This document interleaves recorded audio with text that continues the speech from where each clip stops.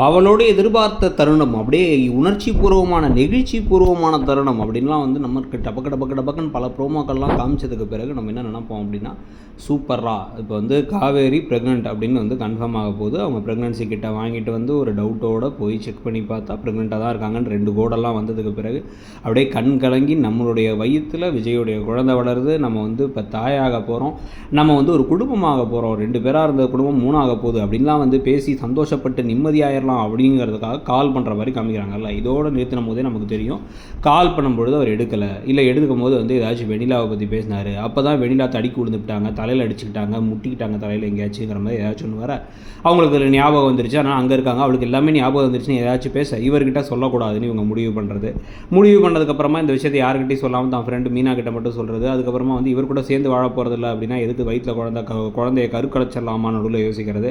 அப்புறம் அதெல்லாம் இல்லை, நம்ம தனியாகவே வாழ்ந்துக்கலாம், எங்கேயாச்சும் போயிடலாம், இங்கே இருந்தால் நம்ம அம்மாவால் ஏற்றுக்க முடியாது, நம்ம அம்மாவை தான் வந்து வாழ்க்கையில் முக்கியம். இது வரைக்கும் அம்மாவை இப்போ யோசிச்சு முடிவெல்லாம் எடுத்ததில்லை, ஆனால் இப்போ திரும்பி அம்மா தான் வாழ்க்கையில் முக்கியம்.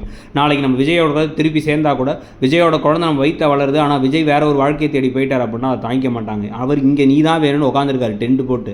அதை பற்றிலாம் கவலை இல்லாமல் இப்போ என்ன பண்ணுவாங்கன்னா, நான் கிளம்பி காட்டுக்கு போயிடுறேன், கொடைக்கானல் மலைக்கு பக்கத்தில் வந்து ஒரு அடிவாரத்துக்கு இல்லை வந்து மலை உச்சிக்கு போயிட்டு எங்கேயாச்சும் போய் காட்டுக்குள்ளார பழம் செடி கொடிலாம் தின்னு வாழ்ந்துக்கிறேன் அப்படிங்கிற மாதிரி இவங்க கிளம்பி போக, அப்புறமா வந்து அவங்க ஃப்ரெண்டு யாராச்சும் கால் பண்ணி விஜய்க்கு தெரிவித்து விஜய் வந்து அடுத்து என் குழந்தையோடு அவள் போயிட்டாளா அப்படின்னு கிளம்பி வந்து குடுன்னு தேடி போய் காடெல்லாம் தேடி அப்புறம் ஊரெல்லாம் தேடி கண்டுபிடிக்கிறதுன்னு எதையாச்சும் கொண்டு வருவாங்கன்னு தான் தோணுது. கிரிஞ்சாக தான் இருக்க போகுதா, இல்லை இதை நிஜமாகவே எமோஷனலான தருணமாக லாஜிக்கலாக ஒரு விஷயம் எப்படி நடக்குங்கிற மாதிரி கொண்டு போய் கொஞ்சமாச்சும் அறிவுபூர்வமாக கதையை கொண்டு போக போகிறாங்களா அப்படிங்கிறத பொறுத்துறது பார்க்கலாம். ஒரு பக்கம் அதெல்லாம் இதுக்கு நடுவில் வந்து இவ்வளோ விஷயத்தை பண்ணிவிட்டு இதுக்கு பிறகும் வந்து கதையை இழுக்கிறதுக்கு பதிலாக ஒரே சமயத்தை டக்குன்னு இவங்க மனசில் இருக்கிறத சொல்லி நான் அவர் கூட தான் சேர்ந்து வாழ்வேன்னு சொல்லி அதுக்கப்புறம் வில்லன்கள் மூலமாக பிரச்சனை வந்தால் கூட பெட்டராக தான் இருக்கும். ஆனால் வந்து அப்படி கொண்டு போனால் சுவாரஸ்யமாக இருக்காதுங்க.